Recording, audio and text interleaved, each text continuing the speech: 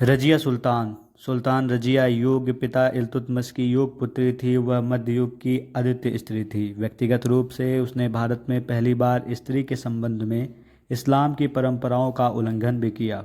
राजनीतिक दृष्टि से उसने राज्य की शक्ति सरदारों में विभाजित करने के स्थान पर सुल्तान के हाथों में केंद्रित करने पर बल दिया और इस प्रकार इल्तुतमिश के संपूर्ण प्रभुत्व संपन्न राजतंत्र को सिद्धांत का समर्थन दिया जो समय तुर्कों के राज्य के लिए हित में ही था। एक महिला होने के साथ साथ रजिया ने 3 वर्ष 5 महीने 6 दिन राज्य किया। दिल्ली के सुल्तान बनने वाली वह एकमात्र महिला थी। उसने वे सभी प्रशासनीय गुण वो एडमिनिस्ट्रेशन के सारे गुण उसने प्राप्त कर लिए थे जो एक सुल्तान में होने चाहिए।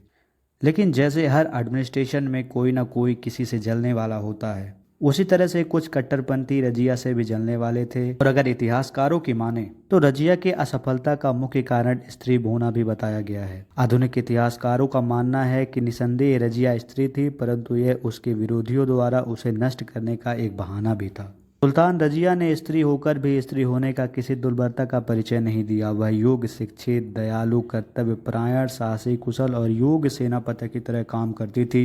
सुल्तान की प्रतिष्ठा और शक्ति में उसने महारत हासिल कर लिया था और एक योग्य पुत्री होने के साथ साथ स्वयं को अपने पिता के विश्वास पर खड़ा साबित किया।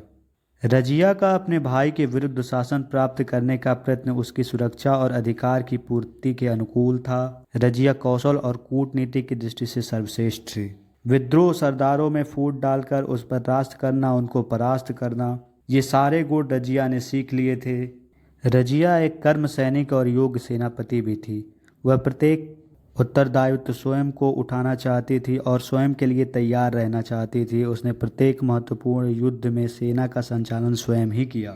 शासन के कर्तव्यों की पूर्ति के लिए उसने पर्दा छोड़ दिया। वह खुले में सभी दरबारियों के साथ बैठा करती थी। वह अपनी प्रजा के सम्मुख जाती थी और ये सभी कारण थे जो रजिया की लोकप्रियता बढ़ाते थे।